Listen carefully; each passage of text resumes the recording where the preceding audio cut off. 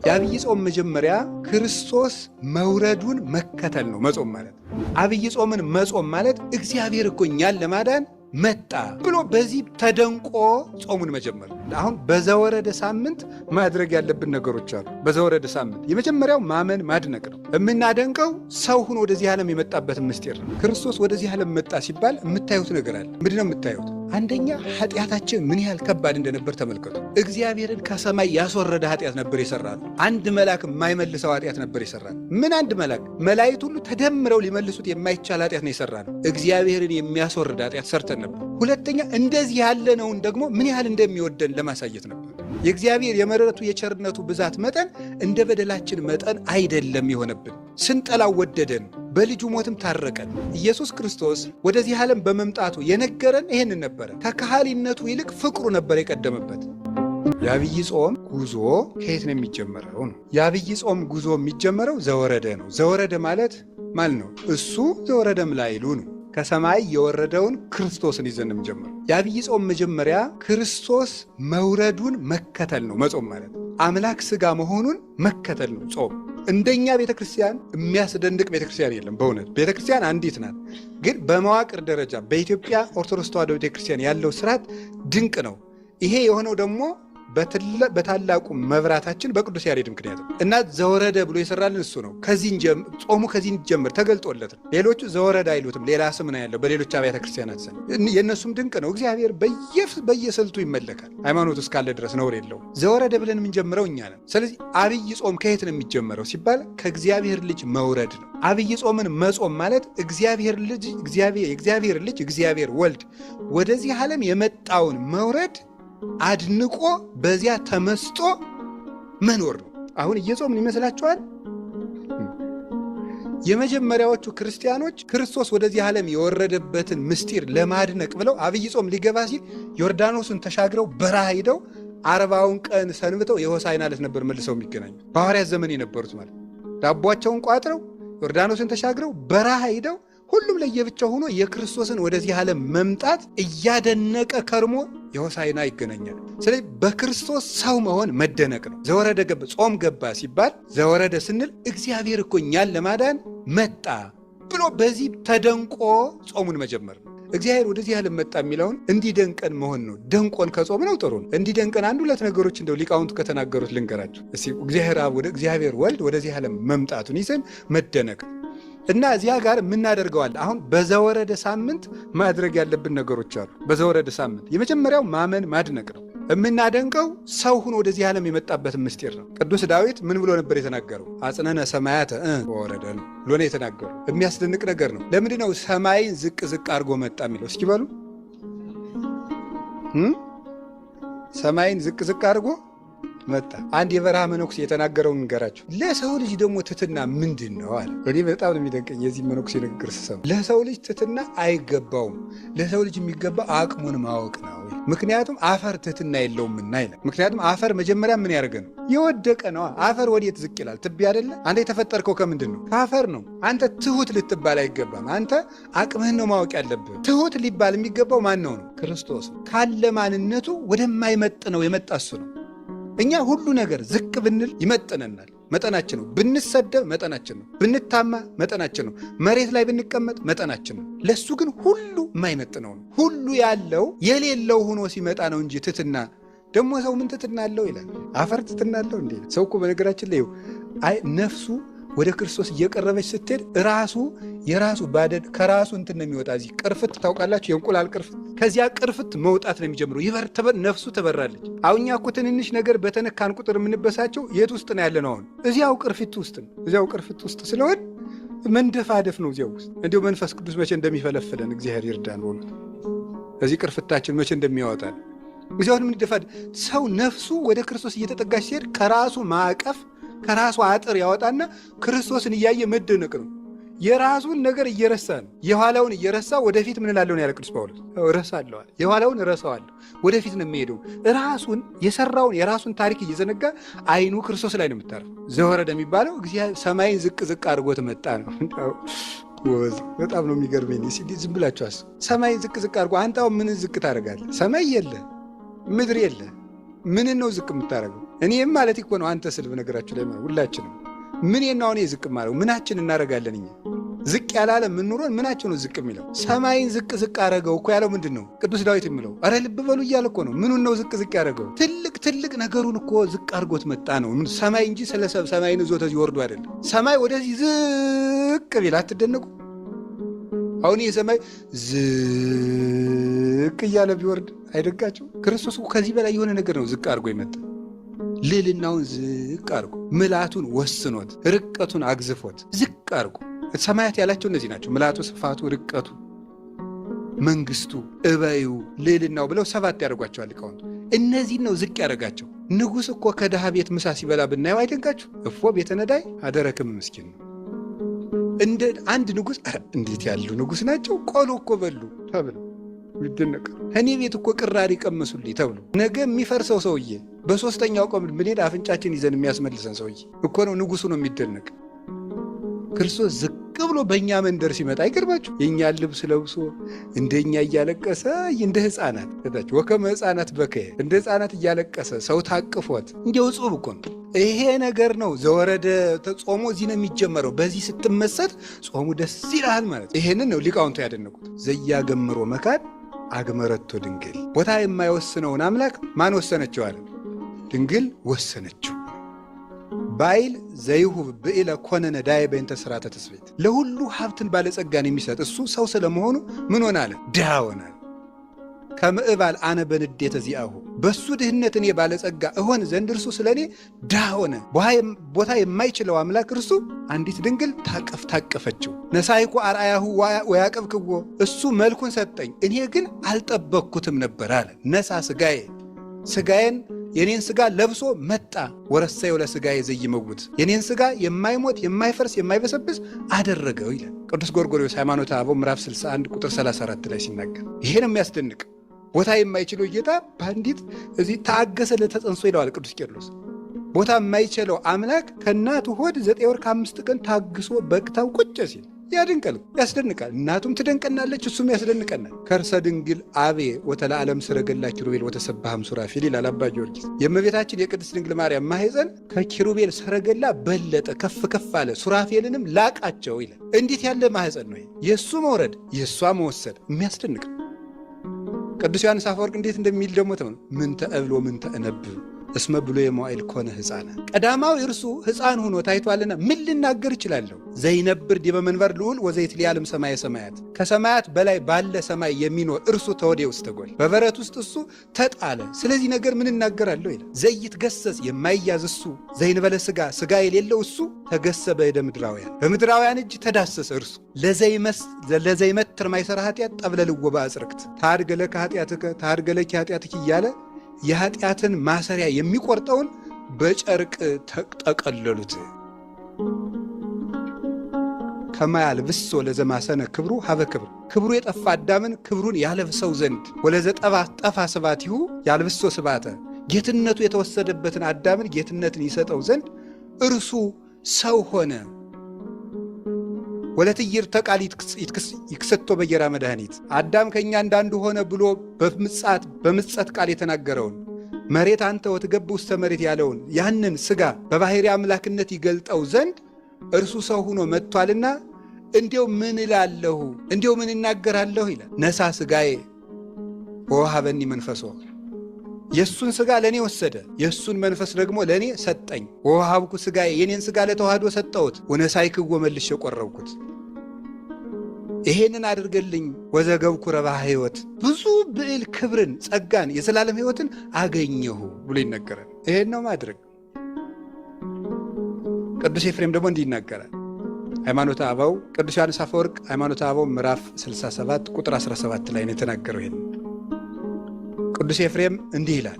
ኦ ለዝንቱ መንክር ዘይትሊዓል እምኩሉ ህሊና፣ ከህሊና ሁሉ ለራቀ ለዚህ ነገር አንክሮ ይገባል።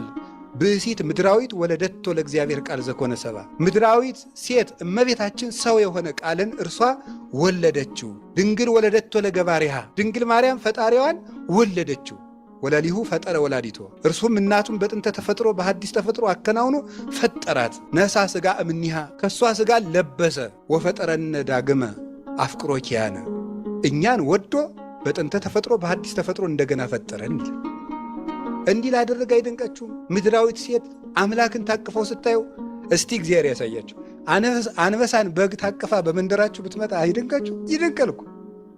አሁን እኮ ታሪኩን ለምደነው ነው የማይደንቀን። አሁን ትልቁን አንበሳ በግ ታቅፋ እንዲሁ በዚህ ብታልፍ ወይ ግሩም አትሉ? አንበሳ ዘምነጎደ ይሁዳ፣ ከነገደ ይሁዳ የተወለደው ያ በላም የተመሰለውን ሰይጣን የሚሰብረውን አንበሳ ታቀፈችው። ጥቀ እጹብ ውቃፌ አንበሳ ባብራ ከበግት ሰዓዳ እሳት ወበረድ ሀብሩ ባህድ ውላው ይላል አባ ጊዮርጊስ። ኧረ ጎበዝ ልብ በሉ ይላል። አንበሳውን እኮ በግ ታቀፈችው። በረዶና እሳት አንድ ላይ አደሩ።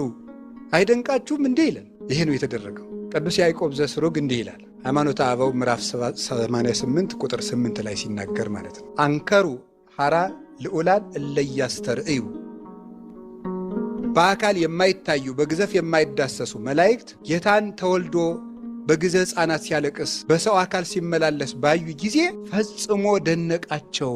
ርዕዱ ለአይካኒሁ በመካን ልዑል ሶበርኢወን ዘይትለአክ ለአርዳኢሁ፣ በልዑል መካኑ አንድም በልዑል ባህሪው የሚያገለግሉት መላእክት ደቀ መዛሙርቱን ሲያገለግል ባዩት ጊዜ ደነገጡ ይላል። እግር ሲያጥብ ባዩት ጊዜ ደንገጹ ብርሃናት ሶበርኢዎ ለእሳት ግሩም እሳት የሚሆን እርሱን በትትና ሆኖ ጨርቅ ታጥቆ አገልድሞ ውሃ በንብቲር አድርጎ እግር ሊያጥብ ባዩት ጊዜ እነዚህ ደነገጡ።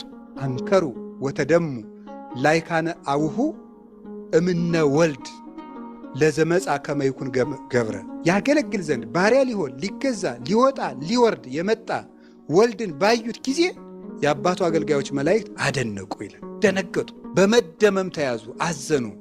ወይ ጉድ ይላል። ክርስቶስ ወደዚህ ዓለም መጣ ሲባል የምታዩት ነገር አለ። ምንድን ነው የምታዩት? አንደኛ ኃጢአታችን ምን ያህል ከባድ እንደነበር ተመልከቱ። እግዚአብሔርን ከሰማይ ያስወረደ ኃጢአት ነበር የሰራ ነው። አንድ መልአክ የማይመልሰው ኃጢአት ነበር የሰራ ነው። ምን አንድ መልአክ፣ መላእክት ሁሉ ተደምረው ሊመልሱት የማይቻል ኃጢአት ነው የሰራ ነው። እግዚአብሔርን የሚያስወርድ ኃጢአት ሰርተን ነበር። የዕዳችን መጠን ተመልከቱት።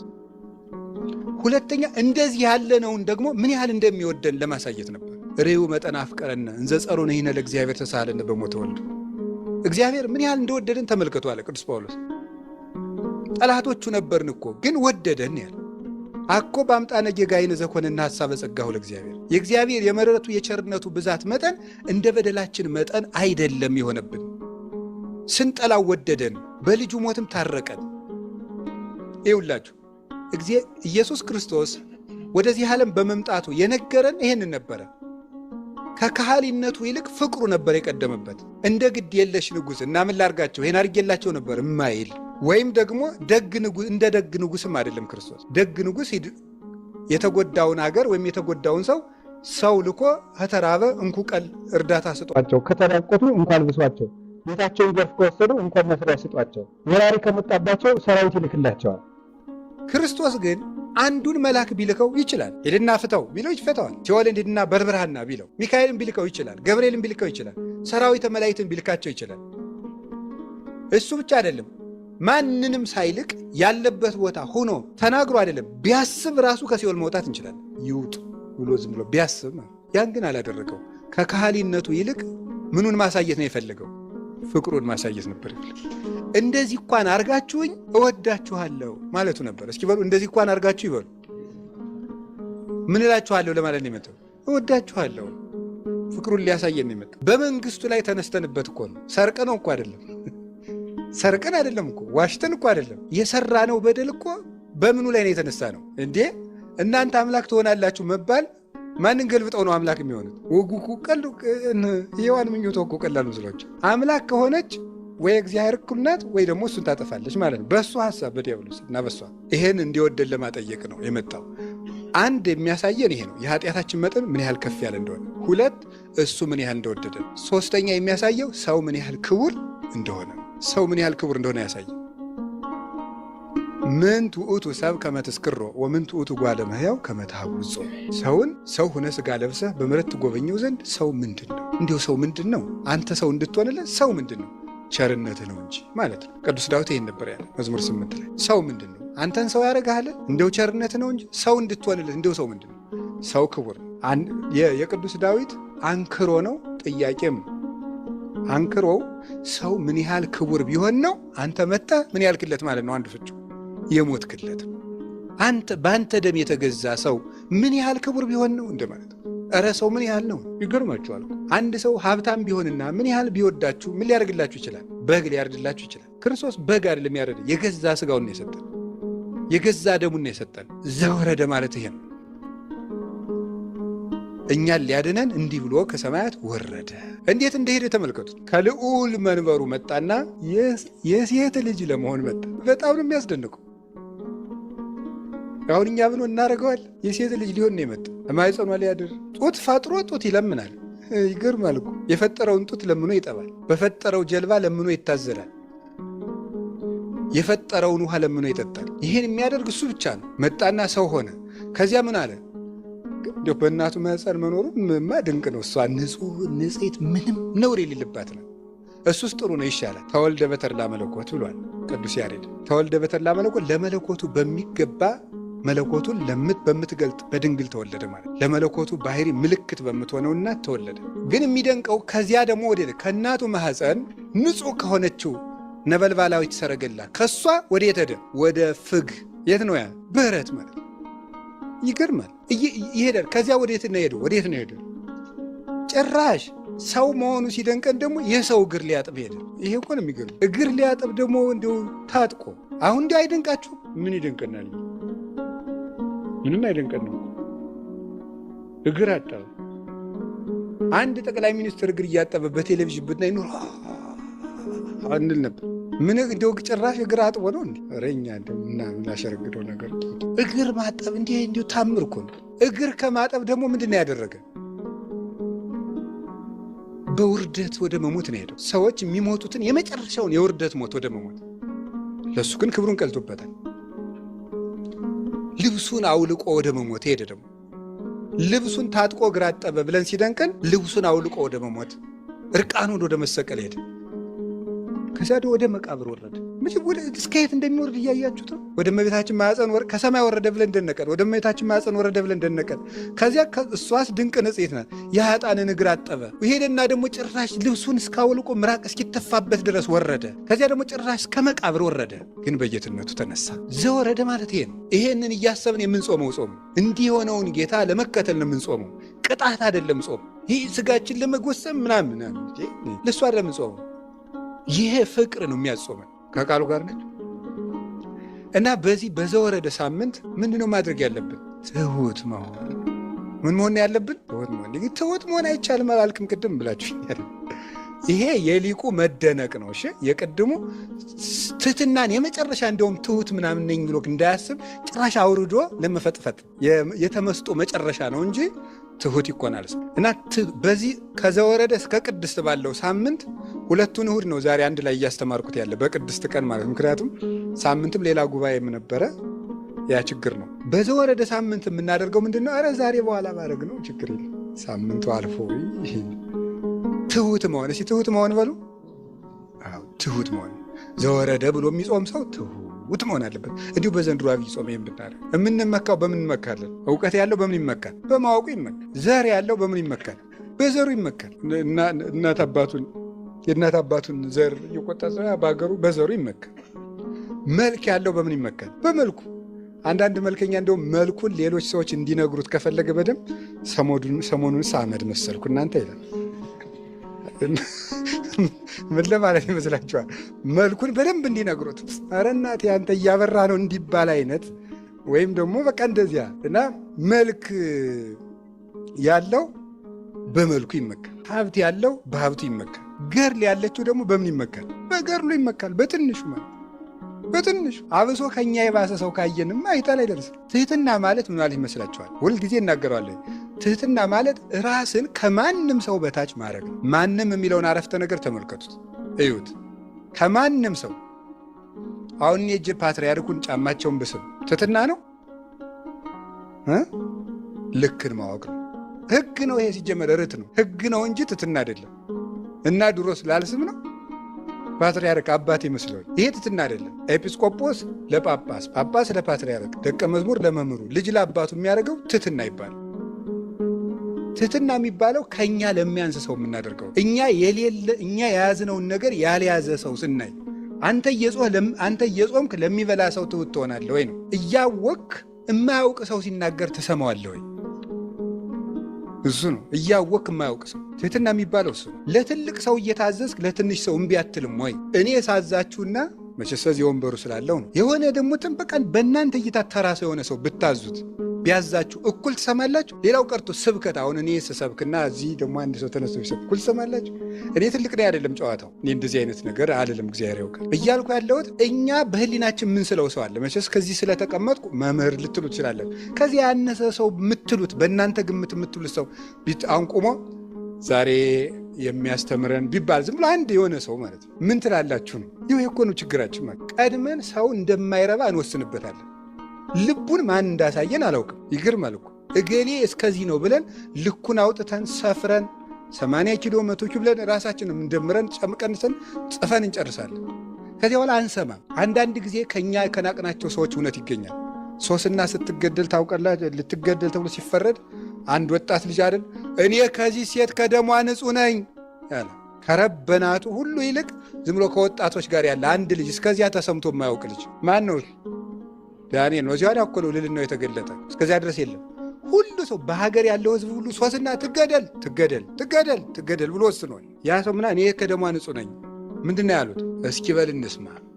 እስመ እግዚአብሔር አልሐቀከ በማእከሌነ፣ እግዚአብሔር ከእኛ በላይ አድርጎሃል፣ እስቲ ተናገር አሉት። ቆይ እኔ ልፈትናቸው እነዚያን ሰዎች። ፍት ገለጠ ማለት ነው። እውነት ከማን እንዳለች ከትልቅ ሰው ይሁን ከትንሽ ሰው፣ ከለበሰ ይሁን ከተራቆተ፣ ከተሾመ ይሁን ከተሻረ፣ እውነት ከሁሉም ሰው ትመጣለች። ጆሮን ለማንም መክፈት፣ ዓይንን ለሁሉም ሰው ለአንዱ ከፍ ለአንዱ ዝቅ አለማድረግ፣ ራስን ከሰው ጋር አለማነጻጸር፣ ለገሌ እንዲህ ተደርጎ ለእኔ ሳይደረግልኝ አለማለት፣ አዎ ለገሌ ይገባል እኔ አይገባኝ ማለት፣ ነቀፋን በምስጋና መቀበል፣ ትልቅ ቦታ ሳይሰጠኝ አለማለት ትሕትና ነው። እስቲ ለክርስቶስ የቀረበ ወንበር አምጡ አለ ነገሩ እንጂ አለ ወይ? እስቲ ክርስቶስ የተወለደበትን የወርቅ አዳራሽ አምጡት አለ? የለም። እኛ እንኳን በአቅማችን እኮ ስሞት በዚህ ገንዙኝ እንላለን። እሱ ለአሟሟቱ እንኳን ክብር ሰጥተውታል? አልሰጡትም እኮ። በዝቅተኛ ኑሮም ልንኖር እንችላለን። መከራን በምስጋና መቀበል። አንዳንድ ጊዜ በጎ እየሆንኩ ለምንድን ነው መራራ ነገር የሚገጥመኝ ልንል እንችላለን። ክርስቶስ ውሃ ለመነ። የሰጡት ምንድን ነው? ሐሞት ነው። ከዚህ ዓለም ውሃ ስትለምኑ ሐሞት ሊቀርብላችሁ ይችላል። ይህ ዓለም እንደዚህ የሰጠነውን አይሰጠንም፣ የጠየቅነውን አያመጣም። ግፍ ነው የሚሰጠን ዓለም። ይሄ ነው ዘወረደ ማለት ይገባኛል ብሎ በምስጋና መቀበል ማለት ነው። እኔ በልጥ ነው ዓለምን የፈተው ዘወረደ። እስኪ ዘወረደ በሉ። የዐቢይ ጾም ጉዞ በምን ይጀመራል? በምን? በትሕትናት ወርዶ ነው የሚጀመረው። በትሕትና ይጀመራል። የልዕልና መጀመሪያው ትሕትና ነው። ለዚህ ነው አባቶቻችን ምን ይላሉ? ትሕትና የትሩፋት ሁሉ ምንድናት ይላሉ? መሰረት ናት ይላሉ። ቤት ሲሰራ መጀመሪያ መሰረቱ እንደሚጣለው የጸና አለት የሚባለው ነፋስ ገብቶ የማይጥለው ቤት የሚባለው ትሕትና መሰረት ላይ የቆመ ሰው ነው። ትሑት ከሆንኩ ማን ይገፋል? ራስህን እኮ ከፍ ስታደርግ ነው ሰዎች ሁሉ የሚገዳደሩ እና የዐቢይ ጾም ጉዞ በትሕትና ይጀመራል። ትሑት ሆነን ምን ማድረግ አለብን ነው? ጾማችን ከሌላው ጾም የተለየ ንጹሕ መሆን አለበት ነው። አሁን ቀጥሎ በሁለተኛው ሳምንት የሚመጣው ምንድን ነው? ንጽሕና ነው። በመጀመሪያው ሳምንት ትሕትና ነው የሚመጣው። በሁለተኛው ሳምንት ንጽሕና ነው። ንጹሕ መሆን ራስን ማንጻት ነው። ራሳችን እንዴት እንደምናነጻቸው ራሱ ነግሮናል። ሶበ ትጸውሙ ኢትኩኑ ከመ መደለዋን እስመ እሙንቱ ይትመጸለው ወይቈጽሩ ገጾሙ ከመ ያእምር ሰብእ ከመ ጾሙ። ስትጾሙ እንደነማን አትሁኑ ነው ያለ? እንደ ግብዞች አትሁኑ። እነሱ ሰው እንደ ጾሙ ያውቅላቸው ዘንድ ፊታቸውን አጠውልገው ምን ይላሉ? ይታያሉና ነው። አንትሙሶ ሶበ ትጸውሙ ቅብኡ ርእሰክሙ ወሕጽቡ ገጸክሙ ከመ ያእምር ሰብእ ከመ ጾምክሙ። እናንተ ግን ስትጾሙ አለ ምን አድርጉ አለ? ራሳችሁን ተቀቡ፣ ፊታችሁን ታጠቡ፣ እንደዚህ አድርጋችሁ ጹሙ ነው። ሰው እንደ ጾማችሁ እንዳያውቅ ዘእንበለ አቡክሙ ዘበሰማያት ማእምረ ኅቡዓት፣ የተሰወረውን የሚያውቅ ከአባታችሁ በቀር ማንም እንዳያውቅባችሁ ራሳችሁን ተቀቡ፣ ፊታችሁን ታጠቡ። በሁለተኛው ሳምንት ክርስቶስ እንድናደርግ የሚፈልገው ንጽሕና ነው። የመጀመሪያው መንጻት ያለብን ከምንድን ነው? ከግብዝነትም። 3 ነገሮች ናቸው በዚህ ዕለት የታዘዝ ነው። እዚህ ወንጌል ላይ በዕለቱ በተነበበ ወንጌል ላይ በቅድስት የምናደርገው። የመጀመሪያው ግብዝነት ይባላል። ግብዝነት ማለት ምን ማለት ነው? በመጽሐፍ ቅዱስ ግብዝነት 1 3 4 ፍቾች አሉት። ልንገራችሁ። ግብዝነት አንደኛ የሚናገሩትና የሚሰሩት መለያየት። ግብዝነት አይ መከራዬ፣ ልናገረው የጨነቀኝ እኮ እኔም እንደዚያ ስለማልገኝ ነው። የሚናገሩትና የሚሰሩት ምንድን ማለት ነው? መለያየት ግብዝነት ይባላል። ለሰው ሲቆርሱ አያሳንሱ እንደማለት ያለ ምን ይላል? ይሄን ጌታ ሲናገር ዲበ መንበረ ሙሴ ነበሩ ለክሙ ጸሐፍት ወፈሪሳውያን፣ በሙሴ ወንበር በሙሴ መምህርነት ጸሐፍት ፈሪሳውያን ተቀምጠው አሉላችሁ። ኩሎ ዘአዘዙክሙ ግበሩ፣ የሚያዟቸውን የሚያስተምራችሁን ስሩ። ወዘከመ ምግባሩ ሙሴ ይትግበሩ፣ የሚሰሩትን ግን ምን አትበሉ አለ፣ አትስሩ። የሚሏችሁን ስሩ፣ የሚሰሩትን እሳ አትስሩ። ምን አይነት ሰዎች ስለሆኑ እነሱ አለ ወያስሩ ጾረ ክቡደ ወያሰክምዎ ለሰብእ ዲበ መትከፍቱ፣ ለሰው ጽኑ ሸክም አስረው ያሸክሙታል። ወለሊሆሙ እሰ ይለክፍዎ በአጽባዕቲሆሙ፣ እነሱ ግን በጣታቸውስ እንኳ ምን አይሏትም አይነኳትም ይላል። ከግብዝነት መንጻት ነው። አፍኒ ወልብኒ ህቡረ ይመኑ፣ አፍም ልብም አንድ ሆነው ይመኑ እንደተባለ ሁለት በኦሪት ዘዳግም ላይ 2 አይነት ሚዛን በቤት ውስጥ አታኖር ይላል። ይገርማል። ሊቃውንቱ የሚሉት ነገር ማነው? እግዚአብሔርም ያለው ነገር ሊቃውንቱም አድርገው የሚተረጉሙትን ብትሰሙት ታምር ነው። ስንት አይነት ሚዛን ነው የሚለው? 2 አይነት ሚዛን። 2 አይነት ሚዛን ማለት ምን ማለት ነው? ለሌላው ምን አድርገህ የምትሰፍርበት ነው? ጠበቅ አድርገህ የምትሰፍርበት፣ ለአንተ አነስ አድርገህ የምትሰፍርበት ልብ አይኖርህ ነው። ለሌላው ይህን አድርጉ ብለህ ካዘዝክ ለአንተም ደግሞ ያኑ ሚዛን እኩል መዝነው ነው። ያው ንስሐ አባት 40 ሲሰጥ 40 ይሰግዳል። ታውቃላችሁ አይደል? አታውቁም? አባቶች እኮ ንስሐ አባት ሁኑ ሲባሉ ለምን እምቢ እንደሚሉ አታውቁም? መከራ አለዋ። እንዴት ሆኖ ንስሐ አባት ይሁኑ ይመስሏችኋል? እናንተ ስግደት አላት እኮ። ካቃተው ቢያንስ 40 ከሰጠ ስንት ይሰግዳል? 20 ይሰግዳል ቢያንስ። ስለዚህ ስግደት ሰጥቶ ቁጭ የለም። አንዳንድ ጊዜ እንደው የቄስንም ድካም እንድታውቁት ብዬ ነው። በዚያው እናንተ እንደውም የምትባሸቁት ቄሱ ንስሐ ስቀጥራቸው ይጠፎኛል፣ ስሰማቸው በትክክል ስነግራቸው በትክክል አላዳመጡኝም ምናምን እንደዚህ በቃ ዝም ብሎ የመክበስበስ ጉድ ማለት ነው። ስንት ጉድ ነው ተሸክሞ የሚኖረው ሰው ቄስ እኮ። 2 አይነት ሚዛን በሰፈርከው ቁና ለራስህም ስፈር። ከግብዝነት ንጹህ መሆን። አሁን ይሄን ወደ ባቀጣጥነው ብዙ ነገር አለው። ለምሳሌ እናንተ አሁን በሕግ በዳኞች በቤተ ክርስቲያን አስተዳዳሪዎች በመሪዎች በመምህራን ብቻ ልትወስዱ ትችላላችሁ። ለምሳሌ የሆነ ሰው በደላችሁት፣ እገሌ ይቅር በለኝ እንደው እንዲህ አድርጌ በድዬ ስትሉ ኧረ ምንም ችግር የለም እግዚአብሔር ይቅር ይበለን ሲላችሁ ትወዱታላችሁ? ትጠሉታላችሁ? በጣም ጥሩ። እናንተ በድላችሁስ ይቅር በሉኝ ሲል እምቢ ስትሉ ይሄምን ይባላል? 2 አይነት ምን ሚዛን ይባላል ማለት ነው። አንተን ይቅር ሲሉ ደስ ይላል። አንተ ይቅር በል ስትባል ይሄን አድርጎኝ እንደዚህማ እንደው እሱ ጋር የምንለው ነገር አለን። ይህ 2 አይነት ሚዛን ነው። ለራስህ ሊያደርጉልህ የምትፈልገውን ለሌላውም አድርግ። አንተ ሲያደርጉብህ የሚሰማሃል፣ ሌላውም ይሰማዋል። እንደዚህ አስብ። ይሄ ነው ግብዝነት ማለት። በዚህ ይመጣል በራሳችን ስናወርድ። 2ኛው የከንፈር አምልኮ ነው።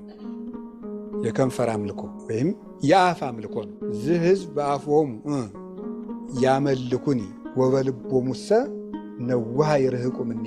ይሄ ሕዝብ በአፉ ምን ይለኛል? ያመልከኛል፣ በልቡ ግን ከኔ ፈጽሞ ምን ይላል? ይርቃል። ቅድም ተግባር ጋር የሚሄድ ነው። ይሄኛው ደግሞ አፍአዊ ነገር ላይ መጨነቅ ነው። አፍአዊ ነገር ላይ መጨነቅ። አፍአዊ ነገር ላይ በደንብ የምንጨነቀው በእውነቱ ማለት እግዚአብሔር በሚያውቀው አፍአዊ። ለምሳሌ በዓል ሲከበር ምን ይደረጋል መሰላችሁ? አይታችሁ ታውቃላችሁ? ከተማም እኛ እንኳን ገዳም እንኳን ዲኮሬሽን የለም ተመስገን። ግን ከተማ ምን ይደረጋል መሰላችሁ? ይሄ ምንድነው የሚፈነዳው ነገር? ፊኛ ይሰቀላል፣ ሰንደቅ ዓላማው ይሰቀላል፣ ድንኳኑ ያሸበርቃል። አሁን ጉባኤ ሲዘጋጅ ተመስገን ነው እንዳትናገሩ። ጉባኤ ሲዘጋጅ አሁን ከተማ በዚህ እንትኑ ተንጠልጥሎ ፊኛው ተንጠልጥሎ በዚህ ዲም ላይት ያደርጉበታል፣ በዚህ ይሸበረቃል። በዓሉ ሲከበር ምን እንትን አሁን ከተማ ቤት ራሱ ስታዩት ዛሬ እመቤታችን ናት፣ ቄጠማ ይጎዘጎዛል። ጥሩ ነው። ፈንዲሻ የሚባላል ቆሎ እየተጎዘጎዘ እንደው ሰውን ሰው የሚበላው አቶ ደግሞ የቆሎ ጉዝጓዝ ቆሎ ይበተናል። ምን ይደረጋል? በቃ ግድ የለም። ይሄ ምንድን ነው ሲባል ስለ አፍአዊ ነገር ምን እንላለን? እንጨነቃለን። ግን በዓሉ ከመድረሱ አስቀድሞ ዲኮሬሽን ሊሰራላቸው የሚገባ እነማን ነበሩ? እነዚህ እነዚህ ነበሩ። እነ ህሊና እነዚህ ነበሩ መዥጎርጎር የነበረባቸው በፍቅር በትትና በአንድነት በሰላም በእርቅ በዚህ እነዚህ ጸብረቅ ብለው በዓሉ ሲመጣ የልብ እንቁጣጣሽ ሲሆን ነው ጥሩ። እነዚያ ናቸው መጌጥ የነበረባቸው። የለም እዚያ ውስጥ እኛንም ጨምሮ ማለት ካባው ላንቃው እንዲሁ እናቴ እንዲሁ ቄሶቹ መርጌቶቹ መነኩሴው በቃ እንደዚህ ጽብርቅ ሲል በቃ እንደዚህ በዚህ መነሳነሱ መኩነሳነሱ በዚህ ከመስቀሉ ላይ እንትኑ ጥሩ ነው እኮ። ይሄ ሁሉ የሚደረገው ለማን ክብር ነው? ለወንጌል ክብር ነው አይደል? ለወንጌል ክብር ነው። ግን እስከዚያ ድረስ ጥምቀት ከመድረሱ በፊት ነጩ ካባ ካህናቱ አንጸብርቀው በዚያ ውስጥ እንደ ዘረኝነት ከልብ ከተማውን እናቴ ወጣቱ አስፓልቱን በሳሙና ያጥበዋል። ታቦቱ ስለሚሄድበት ጥሩ ነው፣ ለእግዚአብሔር ነው። ይሄ ዋጋ ያለው ነገር ነው። እውነቴን ነው። እኔ እንደውም የጥምቀት እንደውም መቼስ የቤተ ክርስቲያን ሰው ስለሆንኩ ታቦቱን መከተል ስለሚገባ ነው እንጂ ወጣቶችን እየተከተልኩ መዋል ራሱ ይናፍቀኛል። ደፋ ቀና ሲሉ በጣም ነው ደስ የሚለኝ። እውነቴን ነው የምነግራችሁ። እንባይን ያስመጡታል። በቃ ደፋ ቀና ለእግዚአብሔር ብለው እኮ ነው ያን ሁሉ የሚያደርጉት። በእርግጥ የጭንቅ ቀኖች ሰዎችም እነዚያ ልጆች ናቸው። እኛ ጠቃቅሰን ልም ነው፣ እነሱ ናቸው እሳት ሲነሳ የሚደርሱት። ግድ እና አሁን እነሱን አይደለም የነቀፍኩት፣ ግን አስፓልቱ ታጠበ። ይገርማቸዋል። እኛ ግን እንደረከስ ቂም እንደቋጠርን ምን እንዳል አፋዊ ትኩረት ላይ አሁን ቤተ ክርስቲያናችን እዚህ ላይ እየበዛች ነው የመጣችው። ውስጣዊ ነገር ላይ መስማማት ላይ አንድነት ላይ ታቦት እኮ ተሸክሞ 30-40 ታቦት አንድ ላይ ወርዶ የጥምቀት ሲለያዩ እጅና ይነሳሳሉ። ደስ ነው የሚል ስታዩ ሲለያዩ። አሁን እኔ ጎንደር ውያውቃለሁ፣ አዲስ አበባም ውያውቃለሁ። ጥምቀት ተውሎ ታቦቶቹ ወደ የመግቢያቸው 3-4ቱ በዚህ መሄጃቸው ሲሆን እንደዚህ ይሉና እጅ እነሳሳ። አሁን ያ በልብ ቢሆን ምን አለ? በቄሶቹ ቢኖር በመነኮሳቱ ቢኖር ወደ ላይ እንኳን ከባድ በእኛ ቢኖር እንደዚያ ቢኖር ኑሮ የውሸት ባናረገው ማለት ነው የምንለው ነገርና ይሄ በቃ ንጹም ጾመ ወናፍቅር ቢጸና ብለን ሲያበቃ ይል እና እንግዲህ አፋዊ ነገር አሁን በዓላት ሲመጡ ባለተራ ደብር የሚያወጣውን ብር እግዚአብሔር ይወቁ። ለዚህ ዓመት ብቻ የሚወጣው ብር ስንት ዕዳ ያሳድራል። የመጋረጃው አይነት በመለዋወጥ በቃ ነጭ የነበረውን ዘንድሮ ቀይ እናርገው፣ የሚቀጥለው ዓመት እናርገው። ጥሩ ነው ውስጡ ይሁን። እኔ አሁን የሚቀድመው ይቅደም ነው እንጂ ይሄ ሁሉ ነውር ነው አላልኩ። ለእግዚአብሔር እንኳን ጨርቅ መጋረድ እንዲሁ ልባችንስ ቢጋረድ ያንሰዋል እንዴ? ለእግዚአብሔር ምን የእኛ ስጋ ራሱ እንዲያለ ዝም ብለህ እስፋ ስጋዬን ልዘርጋልን ያለ ቅዱስ ዳዊት ስጋዬን ልዘርጋው እንዴ በምድረ በዳ ነው ያለ። እንዲያስ ብናረገው ምን አለ? እንዲሁ እጀስ ተወጥሮ መጋረጃ ቢሆን ለእግዚአብሔር ይበዛበት አይበዛበትም? የሚቀድም ግን አለ ነው። ዋናውን ትተነዋል። ዋናውን ንጽህና መደልው ቅድመ እጽቦ ለጽዋ ወለጻይል እንተ ውስጡ። አንተ መደልው፣ አንተ ግብዝ አስቀድመህ ጽዋውን ምኑን እጠበዋል? ውስጡን እጠበው። ከዚህ በኋላ አፋውን ታጥበዋለህ። ውጫዊ ንጽህና ላይ ብቻ ትኩረት ማድረግ፣ ውስጣዊ ነገር ላይ ምንም። እንደዚህ ይሄ የከንፈር አምልኮ የአፍ አምልኮ እና አፍአዊ አምልኮ እንደዚህ ያለው ነገር ምን ይባላል? ግብዝነት። ሶስተኛው ምን እያደረጉ ነው መሰላችሁ? ከሌላ ሰው ጋር የራስን ጽድቅ ማነጻጸር። ይሄ ምን ይባላል? ግብዝነት። ከሌላ ሰው ጋር ሉቃስ ወንጌል ምዕራፍ 18 ላይ ያለው ሰውዬ ማለት ነው። ምንድን ነው ያለ? ከፈሪሳዊ እዚያ ከቀራጩ ጋር ቆሞ ምንድን ነው ያለ? ተመስገን ጌታዬ፣ እንደዚህ ሰውዬ ያላረከኝ፣ እኔ ቢያንስ ከሳምንቱ 2 ቀን እጾማለሁ። ያኛው ደግሞ ምን አለ? አንተን ቀና ብሎ እየማየት አልችልም ብሎ ዝም ብሎ እንዲህ ብሎ ዝም ብሎ እኮ ነው የቆመው እንደዚህ ብሎ። ያኛው ደግሞ ቀና ብሎ ድፍረቱ ኃጥአንን ፍየል አላቸው አለ። ፍየል ስትሄድ ምን ብላ ነው ያለ? ቀና ብላ ነው። ኃጥአንም ምኖች ናቸው ነው ያለ? ትዕቢተኞች ናቸውና ነው። ቀና ብሎ ደግሞ አደፋፈ እንደዚህ ሰውዬ ያላረከኝ ተመስገን፣ እኔ ስምህን እጠራለሁ እንደዚህ የሚል ሰው ሰብታችሁ ታውቃላችሁ? ዘፋኞቹን በጭፈራ ቤት ሲያይ ያን ዱርዮች ምናምን ኧረ ተመስገን ጌታዬ፣ ቢያንስ እንዲያው በሰንበት አስቀድሳለሁ ምናምን የሚል ሰው አለ። የሚሽሞረሞር ማለት እንደዚህ የሚባል ነገር የለም። ጸሎቱ ተሰምቶ የተመለሰ የትኛው እንደሆነ ታውቃላችሁ? የትኛው ነው ዝም ያለው? እንደዚህ ብሎ እንዲሁም አባ ጊዮርጊስ ይናገራል። እንደ 2 ውሾች ይላል። 2 ውሾች እየሮጡ ሄደ። አንዱ ባፉ ምን ይዟል? እንጀራ ይዟል። እንጀራ ይዞ አንደኛው ሊቀማው ሲሮጡ ወንዝ ላይ ይደርሳል። ወንዝ ላይ ሲደርስ እንጀራ ያዘው ውሻ ሲያይ ምን ውሻ የምን ውሻ ነው? ደግሞ እንጀራ ይዟል። ሌላ መስሎት የሌላ ውሻ እንጀራ ሊቀማ ሲል የራሱ ሲወርቅ ማለቀም ያደርገዋል። ይሄኛው ሰው ቤቱን ምን ብሎ ተረጎመው? መመጻደቅን ተንኮልን ምናምን ይዞ ቤተ ክርስቲያን ውስጥ የሚጸልይ ሰው አለ። የደንቆሮ አምላክ ይቅር በለኝ ብሎ ደግሞ እንዲህ ያለው ሰው አለ። የጸሎቱን ዋጋ ማን ይዞት የሚሄድ? ያኛው ውሻ ነው ይዞት የሚሄድ። ቤተ ክርስቲያን ውስጥ ቁሞ ራሱ ሌሊቱም ብሎ ቀጥ ብሎ እየጸለየ ተመጻዳቂ ከሆነ የጸሎቱን ዋጋ ማን ይዞ ይሄዳል? አጎኑ ዝም ብሎ ጌታዬ ማረኝ የሚለው እሱ ዞ ቤቱን። እንደዚህ የሚያደርግ ሰው ከጸሎቱ አንድ የሚጠቀም አይምሰለው ይላል አባ ጊዮርጊስ። እና እየተመጻደቅኩ ስለሆነ ጸሎቴን ላቋርጠው ብትሉኝ አታቋርጡት። ምክንያቱም ጸሎቱን ካላቋረጣችሁት ጸሎቱ ራሱ እንዲህ ከማለት ያድናል አይደል? እንዲህ ከምጽድቅ ቢያንስ ደግሞ ያድንና ሌላ ቀን ወደ መሰማት ያደርሳል። አንድ ዝም ብሎ ሞኝ ነው አሉ ሂዶ የድጓውን መምህር የንታ አቤት ድጓ ምን ያደርጋል? እንዲህ ከማለት ያድናል አሉታል። ምን ድጓ ምን ያደርጋል ከማለት ያድናል ድጓ አሉታል። ስለዚህ ዝም ብለን ስንጸልይ ከምን እንድናለን? ከእንደዚህ ያለ መመጻደቅ እንድናለን። ስለዚህ ግብዝነት የሚባለው ይሄ ነው። ራስን ከሰዎች ጋር እያነጻጸሩ ከነገሌማ እኔ በቁርጡ እኔ አልሻለም። አሁን እንዳለ የኢትዮጵያ ምዕመን በሙሉ ተመጻዳቂ ሆኗል። የመጨረሻ እናንተ ጳጳሳት፣ እናንተ ወዳሞች፣ እናንተ ቄሶች፣ እናንተ መነኮሳት እኛ ለፍተን እኛ ምን ትስ ብለን ወይ ግሩም ነገር እንደው እኮ ይገርማል እኮ። እና ትናንት መጥቶ እኮ እንደዚህ የሚበጠብጠው ማለት ነው። ጳጳሱን ስለጸደብክ የምትጸድቅ ይመስላል? እግዚአብሔር እኮ ጠበቃ ቆምክልኝ ሊል፣ መነኩሴውን ሰደብክልኝ፣ ቄሱን ሰደብክልኝ ብሎ እግዚአብሔር የቤተ ክርስቲያን ጠበቃው ሊል ነው አይደለም። የራሳችን ኑሮ ዝም ብለን ነው። አባ ሙሴ መነኮሳት ተሰበሰቡና አንድ ቀን አንድ መነኩሴ በድሎ ተገኝቶ በእሱ ላይ ልንፈርድ ነውና ና ስብሰባውን አሉት። አልመጣም። መጨረሻ ላይ በግድ ሲዘበዝቡት ምን ያደረገ መሰላል? በቀዳዳ ከረጢት አሸዋ ተሸክሞ እያፈሰሰ ዞቱን ተሸክሞ መጣ። ምን ሆነ ነው አባ ሲሉት የኔ ኃጢአት እንዲህ ብሎ እየፈሰሰ እኔ በሰው መፍረድ አልችልም። ሰው እንደዚህ ይላል እንጂ ጭራሽ ደግሞ አፋችን ወደ ላይ ዝም ብሎ አንድ የቤተ ክርስቲያን ምሁር እያስተማረ ጳጳሱ ከጎኑ ተቀምጠዋል። ምን አለመሰላችሁ? ዛሬ ጳጳሱ ተቀምጠው እኔ በማስተማሬ ምን ያህል ደስ እንዳለኝ አታውቁም አለ። ትዕቢት አይመስላችሁም? አይደለም።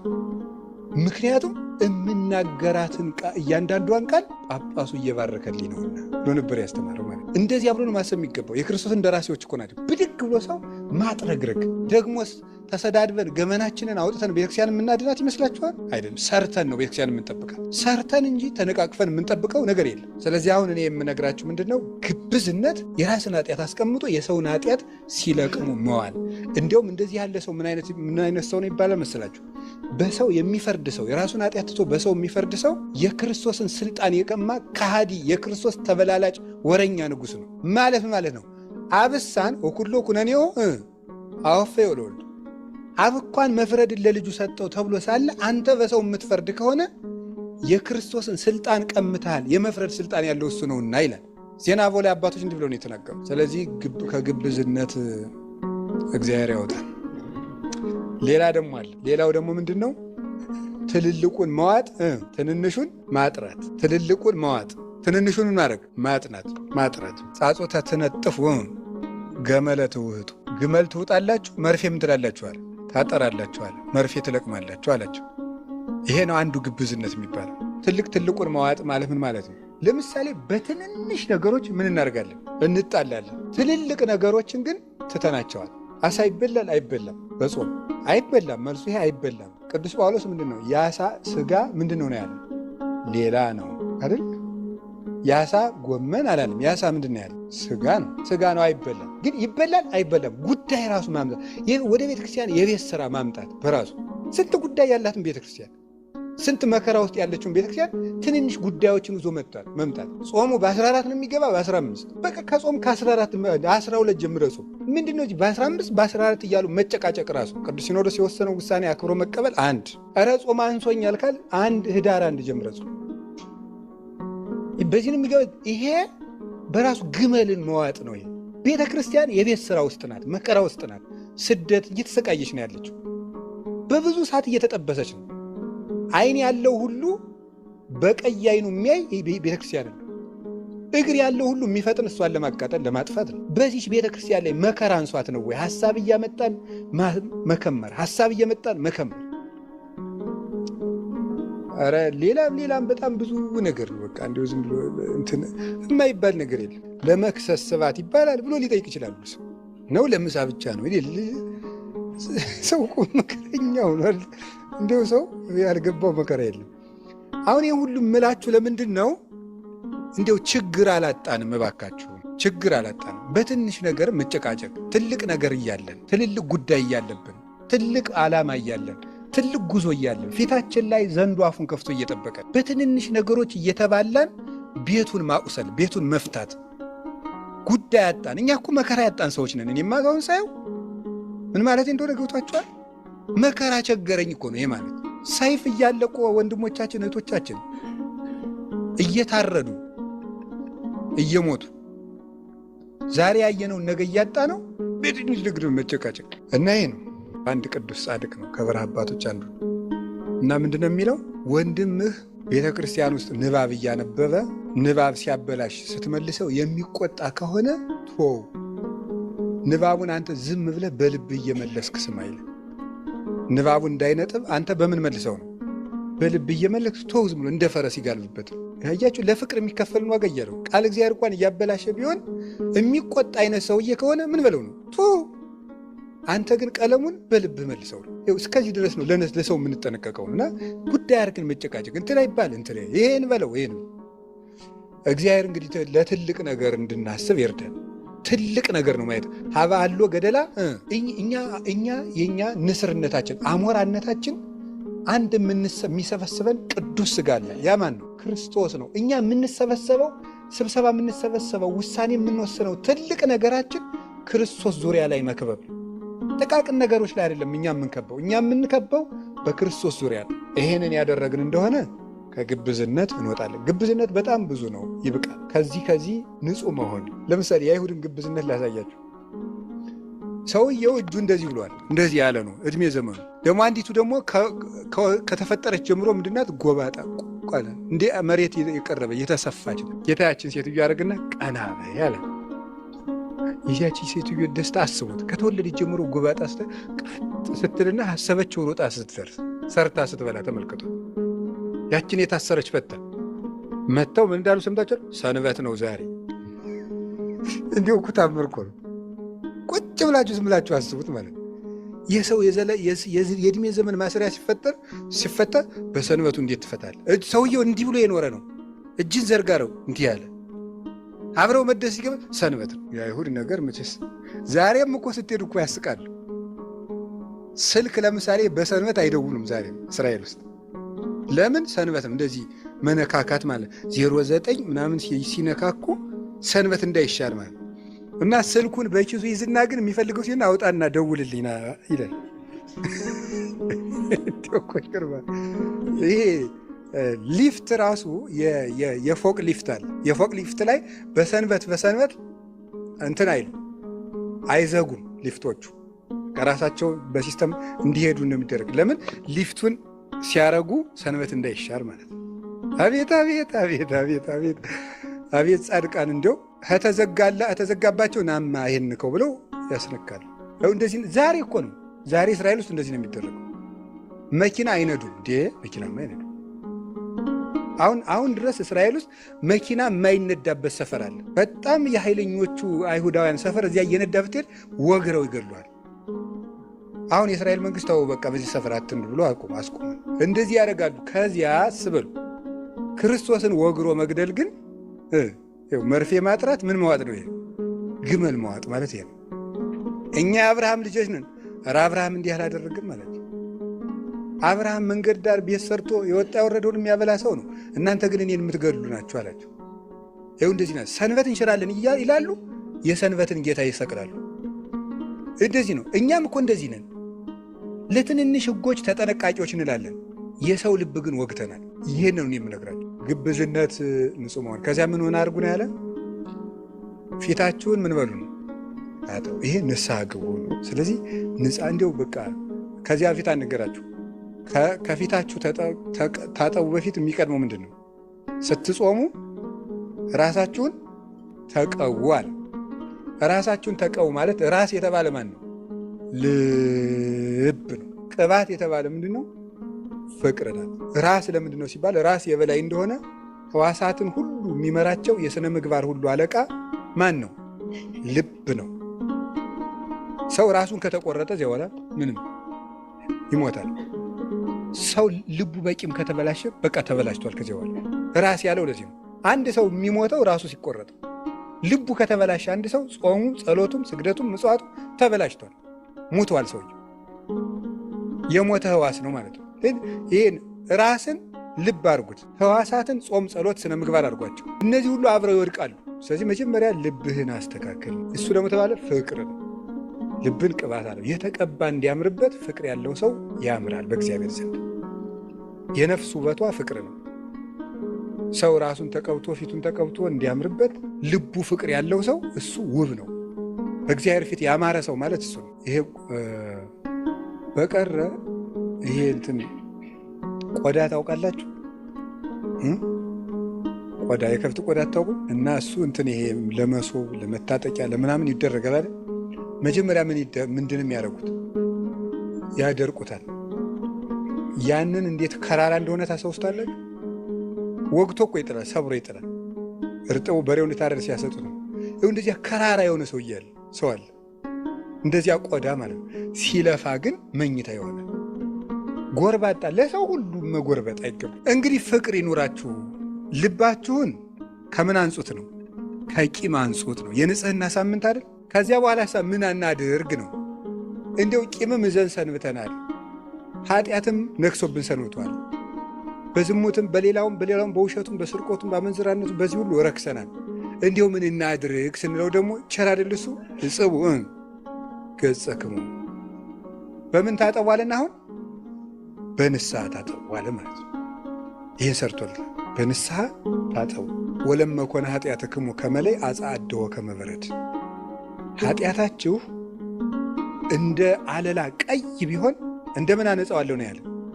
እንደ በረዶ እንደ ባዘቶ ነጭ አድርገዋል ብሎ ትንቢተ ኢሳይያስ ምዕራፍ 1 ላይ ነግሮናል።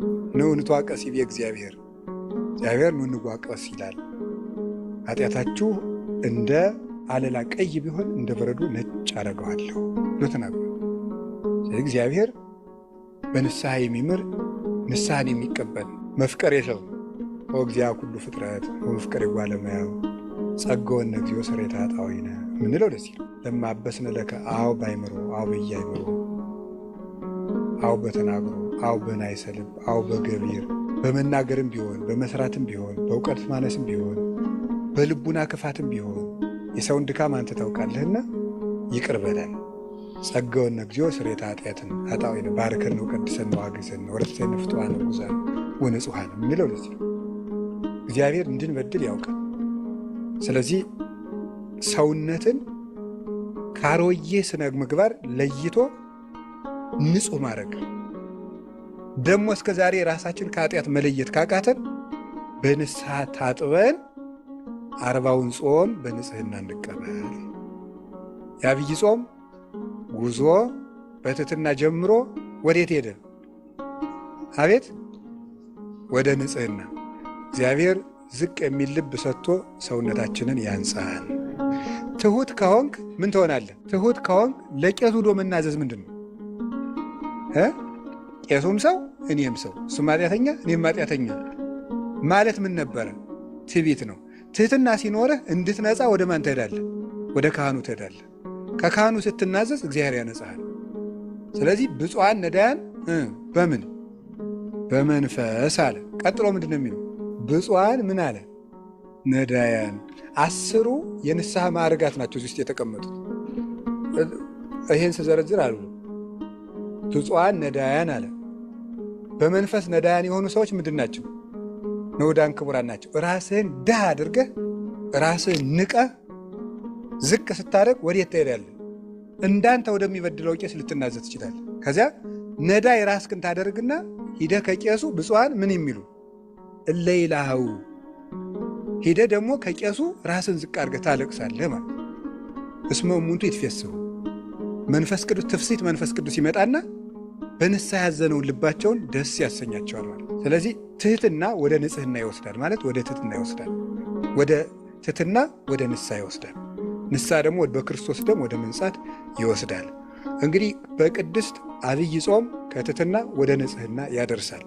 የሚቀጥለው ደግሞ የት እንደሚያደርሰን በክፍል 2 እናያለን። ጾሙ መጥቷል። በትሕትና በንጽሕና ከዛሬ ጀምረን ራሳችን አንጽተን እንቀጥል። እግዚአብሔር ሁላችንን የሚያንጻን። ወስብሐት ለእግዚአብሔር። ይቆየን።